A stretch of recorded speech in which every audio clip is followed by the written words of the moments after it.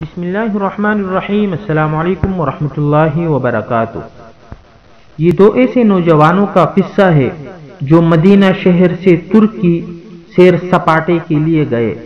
ان کا مقصد اپنے جیسے دوسرے نوجوانوں کی طرح شراب و شباب کے مزے لینا اور مستیاں کرنا تھی۔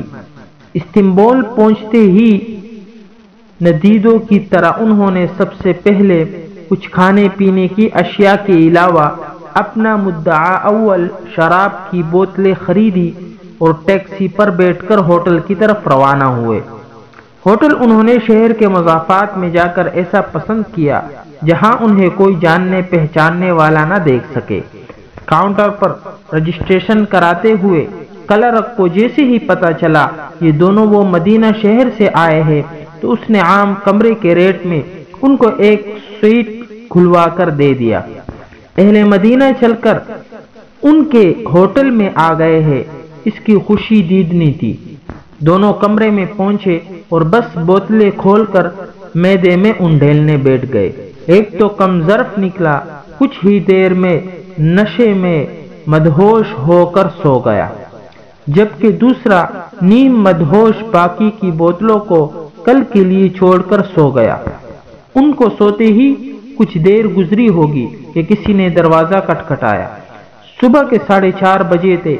ایک نے غنودگی میں اٹھ کر دروازہ کھولا تو سامنے کاؤنٹر کلرک کھڑا تھا۔ کہنے لگا، ہمارے امام مسجد نے یہ جان کر کہ ہوٹل میں مدینہ شہر سے 2 آدمی آ کر ٹھہرے ہوئے ہیں اور یہ کہہ کر نماز پڑھانے سے انکار کر دیا کہ وہ ایسی بے ادبی ہرگز نہیں کر سکتا۔ ہم لوگ آپ کا مسجد میں انتظار کر رہے ہیں، آپ جلدی سے تیار ہو کر آ جائے۔ اس جوان کو یہ بات سن کر حیرت کا شدید جھٹکا لگا۔ اس نے جلدی سے اپنے دوسرے ساتھی کو جگا کر بتایا کہ صورتحال ایسی ہو گئی ہے، کیا تجھے کچھ قرآن شریف یاد ہے؟ دوسرے ساتھی نے کہا، ہاں، گزارے لائق قرآن شریف تو یاد ہے، مگر لوگوں کی امامت کراؤں ایسا نہ سوچا ہے اور نہ ہی کراؤں گا۔ دونوں سر جوڑ کر بیٹھ گئے اور لگے سوچنے کہ اس گلے آ پڑی مصیبت سے کیسے جان چھڑائے۔ اسی اثنا میں ایک بار پھر دروازہ کھٹکا۔ کاؤنٹر کلرک کہہ رہا تھا، بھائیو جلدی کرو، ہم لوگ مسجد میں آپ کے منتظر ہیں، کہیں نماز میں دیر نہ ہو جائے۔ ایک کے بعد دوسرے نے بھاگ کر غسل کیا، جلدی سے تیار ہو کر نیچے مسجد پہنچے۔ دیکھتے ہیں کہ مسجد نمازیوں سے بھری ہوئی، ایسا لگتا تھا نماز فجر کے لیے نہیں، لوگ مدینہ شہر کے شہزادوں کی اقتداء میں جمعے کی نماز کے لیے اہتمام سے بیٹھے ہو۔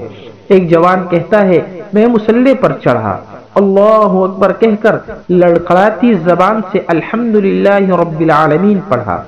نمازیوں میں سے کسی کی اس تصور سے کہ مدینہ کا مکی دیار حبیب صلی اللہ علیہ وسلم سے آیا ہوا اور مسجد رسول صلی اللہ علیہ وسلم کا ہم انہیں نماز پڑھا رہا ہے کہ سسکیاں نکل گئی۔ کہتا ہے، نمازیوں کے رونے سے میری ندامت کیا بڑی کہ میں بھی رو پڑا۔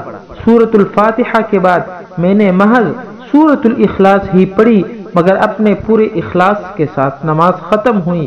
نمازی میرے ساتھ مصافحہ کرنے کے لیے امٹ پڑے اور کئی ایک تو فرط محبت سے مجھے گلے بھی لگا رہے تھے۔ میں سر جھکائے کھڑا اپنا محاسبہ کر رہا تھا۔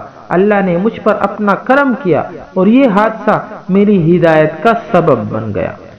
لا الہ الا